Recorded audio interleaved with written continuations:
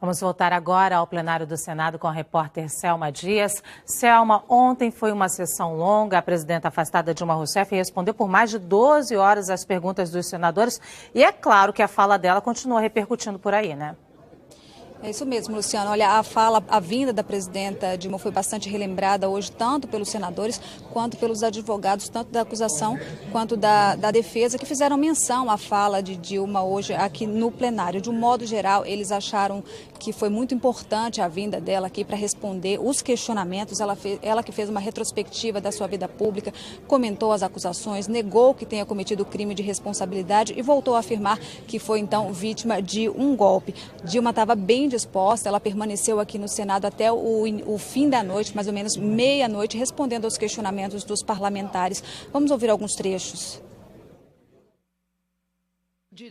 O dia de ontem foi marcado pelo barulho da campainha pedindo silêncio. Apoiadores de Dilma e convidados da acusação insistiam em se manifestar no meio das perguntas dos senadores, o que contribuiu para a longa sessão.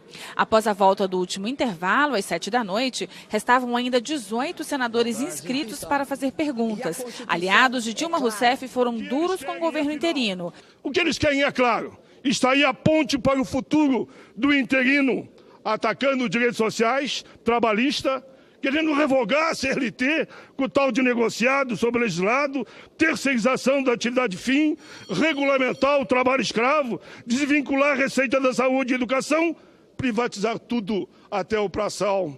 O senador Teomário Mota causou um dos poucos momentos de descontração, quando perguntou como Dilma Rousseff governaria ao lado do PMDB, caso retornasse à presidência. A Vossa Excelência disse assim: olha, eu não governei bem porque eu tive as pautas bomba. Quem fez a pauta bomba? O PMDB, com o senhor Eduardo Cunha. Foi do todo, então Vossa Excelência vai voltando, vai governar com o PMDB de Eduardo Cunha e de Romero Jucá? Eu vou ser muito sucinta na resposta, senador Teomário. Deus me livre do que o senhor chamou de PMDB do mal. Do lado a favor do impeachment, as perguntas confrontavam a presidenta afastada sobre a crise econômica do Brasil. Eu acredito, advogada Janaína, eu acredito que nós teríamos conseguido superar esse processo se por acaso tivesse havido menos politização na tentativa de inviabilizar o meu governo. O presidente interino, Michel Temer, rebateu as críticas feitas durante o depoimento de Dilma no Senado. Temer disse que são falsas as acusações de retirada de direitos sociais e afirmou que todas as propostas do governo são para assegurar a geração de emprego, a viabilidade do sistema previdenciário e o equilíbrio das contas públicas. O deputado Eduardo Cunha também se manifestou e negou as acusações de que teria abusado do poder ao instaurar o processo contra a presidenta afastada. Ainda no Congresso, vamos falar agora com a repórter Manuela Castro, que está acompanhando toda a movimentação do lado de fora do plenário do Senado. Manuela, boa tarde. Hoje deve estar mais calmo aí do lado de fora do plenário, ou não? Como está a movimentação por aí? Olha, Luciana, com certeza hoje está bem mais calmo que ontem, porque ontem teve a presença da presidenta afastada Dilma Rousseff, então hoje, como não tem a presença dela, acalmou um pouco aqui no bastidor, mas o que a gente chamou mais atenção, me chamou a atenção pelo menos aqui de manhã, foi o cansaço dos senadores. Depois também daquela sessão exaustiva de ontem, 14 horas de sessão, foi até quase meia-noite, não podia ser diferente, né? Mas mesmo muito cansados, com olheiras, a gente percebe que a articulação continua de forma muito intensa. A discussão logo de manhã aqui era com relação à duração da sessão. Quanto tempo ainda precisaria?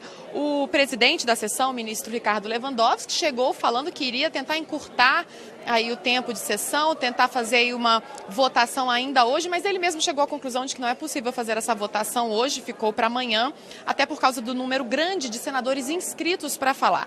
Depois dessa fase que está acontecendo agora, de defesa e acusação, vem aí os senadores, que têm 10 minutos cada um.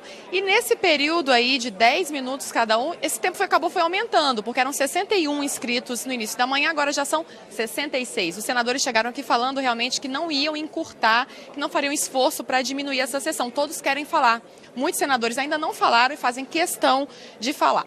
E outra coisa aqui no bastidor é que a torcida, né, o clima de torcida de Fla-Flu continua intenso e os senadores todos que vêm falar com a imprensa sempre fazem questão de enfatizar suas posições e falar um pouco aí sobre a expectativa para a votação de amanhã. Vamos ver agora algumas dessas falas dos senadores. Uma sessão longa com muitos pronunciamentos.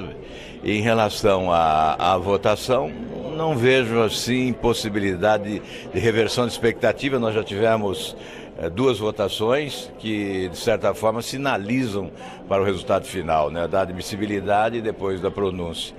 Não aconteceram fatos ou apresentaram argumentos que possam nos permitir imaginar uma mudança de voto significativa.